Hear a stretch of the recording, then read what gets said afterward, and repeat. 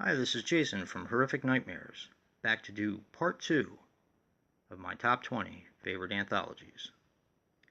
Today we'll be focusing on numbers 15 through 11.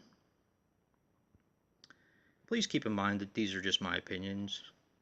This is just my rankings and how I view the films. But without further ado, let's get started. Coming in at number 15, Creepshow 2.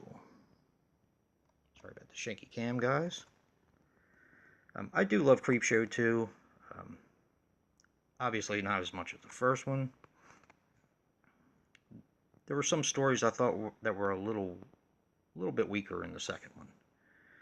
I do love the raft story, and the wooden Indian story was one I wasn't fond of for the longest time, but has really actually grown on me over the years. But it is a very good anthology. Definitely a good companion piece to the first one. But that is number 15, Creepshow 2. Coming in at number 14, The House That Dripped Blood.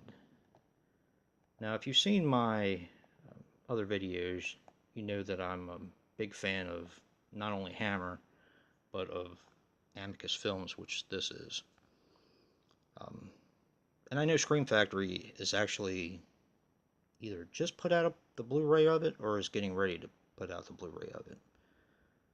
But this is a fantastic anthology.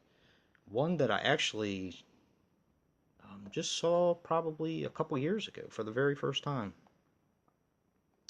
But this movie is definitely a lot of fun, and I love the cover art to it. I'll pretty much watch anything with Christopher Lee and Peter Cushing. They're two of my definite favorites. But that is number 14, The House That Dripped Blood. Coming in at number 13, Amusement. This is a really cool anthology. Definitely one of my favorites. I've actually liked this film since I first saw it. I think this was a blind buy for me many years ago. But this is such a fun anthology. Definitely one of the better ones. Modern ones, anyway. But that is number 13, Amusement. Definitely the clown sequence is probably my favorite sequence or segment of that anthology. Coming in at number 13. Oh, coming in at number 12, rather. Stephen King's Cat's Eye. This is probably an anthology that I used to watch probably more than any of the other anthologies that I own. I always loved the little troll, of course, but it's actually probably my least favorite part of the anthology. I was always a big fan of the Quitters Anonymous or Quitters Inc. Can't remember the actual name of the segment, but it was James Woods when he was quitting smoking. I just think that is so demented. Going to that place to quit smoking. Oh. And being a former smoker, it definitely hit home. So,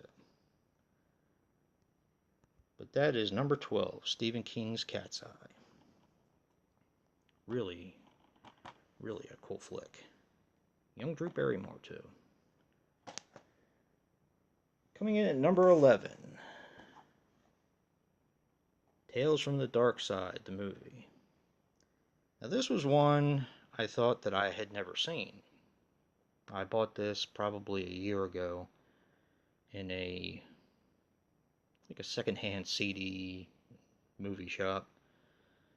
Come to find out that I had seen this actually quite a few times, but for some reason the name just escaped me.